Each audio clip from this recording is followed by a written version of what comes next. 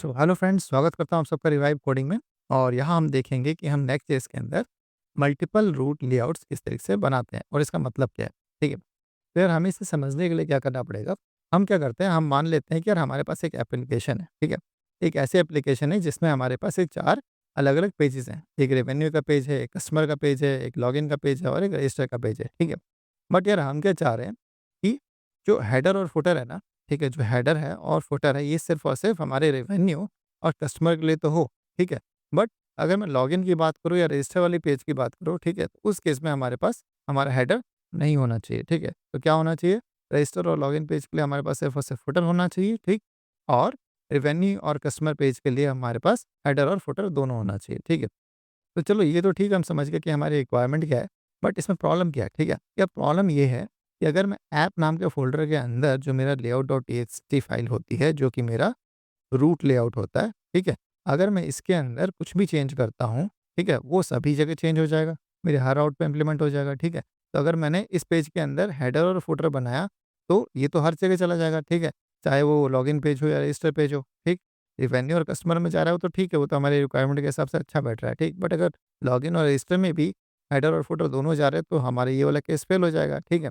तो इसको हम किस तरीके से अचीव करेंगे, ठीक? सो इसको अचीव करने के लिए अपने को मल्टीपल रूट लेआउट्स बनाने पड़ेंगे, ठीक है? अब वो हम कैसे बनाएँगे?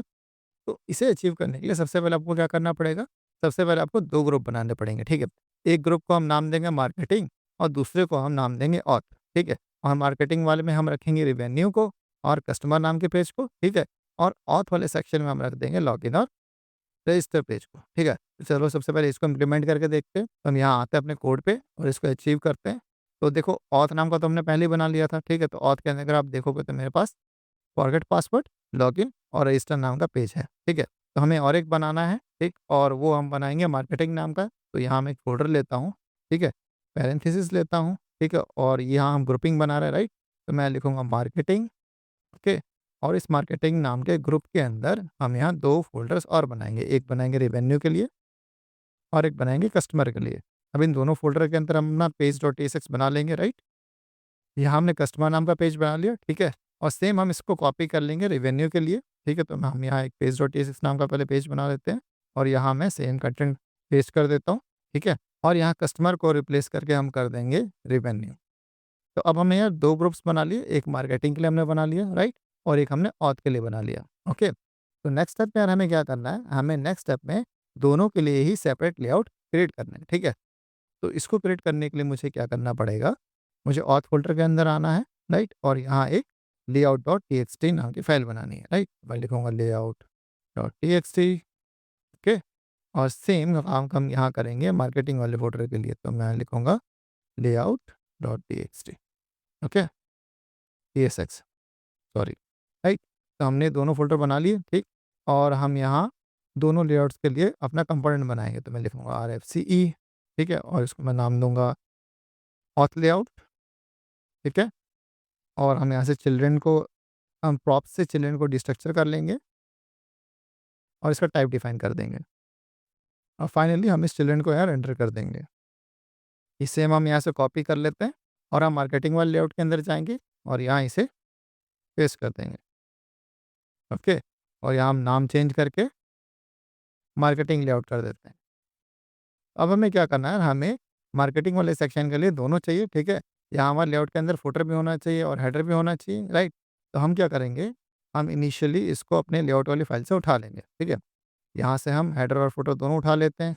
तो मैंने यहाँ हेडर वाला कोड लिखा हुआ था, ठीक है? तो मैं यहाँ से इसको उठा लेता हूँ, अपने हेडर पार्ट को, और हम जाके यहाँ layout.txt फाइल में पेस्ट कर देते हैं और सेम जो फुटर नाम का सेक्शन था उसको भी मैं यहाँ से ले लेता हूँ और इसको जाके यहाँ पेस्ट कर देता हूँ।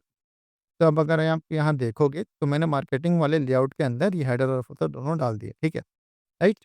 और मैं सेम ये अंदर का कंटेंट कॉपी कर लूँगा और इसको मैं लेके चला जाऊँगा ऑथ वाले लेआउट के अंदर और यहाँ ये पेस्ट कर दूँगा,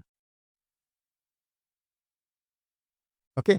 बट जैसा कि हमने डिस्कस किया था कि अपने को लॉगिन पेज या रजिस्टर पेज के लिए दोनों ही पेजेस के लिए मेरे को हेडर पार्ट नहीं चाहिए, राइट? तो हम यहाँ से हेडर हटा देते हैं, ओके? और अब अगर मैं अपनी यूआई में जाऊँ और यहाँ लॉगिन पेज रेंडर करूँ, तो आप देखोगे लॉगिन पेज पे भी मेरे को हेडर मिल रहा है, ठीक है? और फुटर भी मिल रहा है, ठीक? अब ऐसा क्यों है? क्योंकि ये जो हेडर और फुटर है, ये मेरे लॉगिन वाले सेक्शन से नहीं आ रहा, ठीक है? ये मेरे अपने लेआउट से नहीं आ रहा, तो ये कहाँ से आ रहा है यार? तो ये आ रहा है मेरे कॉमन लेआउट से, ठीक है? ये रूट लेआउट से, राइट? तो हम क्या करेंगे, यहाँ वाले हेडर और फुटर दोनों को कमेंट कर देंगे कि मेरे रूट में हमने लेआउट बनाया था, राइट? फुटर और हेडर बनाया था, हम इन दोनों को कमेंट कर देते हैं, ठीक है? एक बार सेव करते हैं और अब अगर मैं अपनी यूआई पे जाऊँ और इसके ऊपर रिफ्रेश करूँ, तो आप देखो हमारे पास लॉगिन के लिए हमारा फुटर पार्ट तो है, बट हमारे पास कोई हेडर नहीं है, राइट?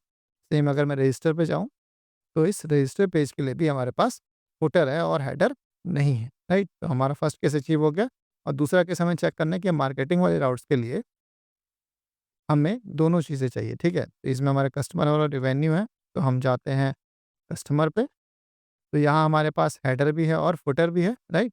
और अगर मैं रिवेन्यू पे भी जाऊँ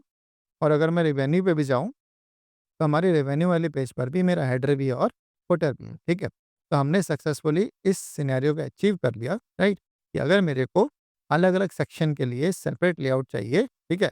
तो हम वो कैसे करेंगे, ठीक? तो आपसे अगर कोई पूछे कि यार मल्टीपल रूट लेआउट के क्या बेनिफिट्स होते हैं, ठीक है? तो सबसे पहले तो आप कह सकते हो कि भैया जो हम डिफरेंट डिफरेंट सेक्शंस के लिए डिफरेंट लेआउट्स बना सकते हैं, सबसे पहला बेनिफिट तो अपना यही हो गया, ठीक है? दूसरा जो कोड को ऑर्गेनाइज़ करना होगा वो काफ़ी आसान हो जाएगा, ठीक है? कोड को इम्प्रूव करना, मेंटेन करना भी काफ़ी आसान हो जाएगा और डिज़ाइन करना हमारे पूरे एप्लीकेशन को भी आसान हो जाएगा, ठीक है? क्योंकि हम डिफरेंट डिफरेंट सेक्शन के बेसिस पे अपने एप्लीकेशन को ईज़िली डिज़ाइन कर सकते हैं। तो अब हम ये नेक्स्ट वीडियो में क्या देखेंगे? नेक्स्ट वीडियो में हम देखेंगे कि मेटाडेटा ऑब्जेक्ट क्या होते हैं, ठीक है? और वो किस तरीके से हम लेआउट्स के अंदर यूज़ करते हैं और वो किस तरीके से हमारी पूरी वेबसाइट को एसईओ फ्रेंडली बनाते हैं, ठीक है? तो चलो यार, अगर आपको कंटेंट अच्छा लगा हो यार, आपको समझ में आया हो तो प्लीज़ वीडियो को लाइक कर देना, ठीक है? आपके जो भी डाउट्स अभी बच गए हो, ठीक है? वो मेरे को कमेंट सेक्शन में बता देना, ठीक है? या फिर आपके कोई भी क्वेश्चन्स हो आप इस कमेंट सेक्शन में पूछ सकते हो और प्लीज़ जाके यार चैनल को मेरे सब्सक्राइब कर लो, राइट? ये बिल्कुल फ्री है यार, बार-बार बोल रहा हूँ फ्री है, बस जाके आपको बटन को हिट करना और ये सब्सक्राइब हो जाएगा, ठीक है? चलो यार फिर मिलते हैं अपनी नेक्स्ट वीडियो में, तब तक के लिए have a nice day and good bye.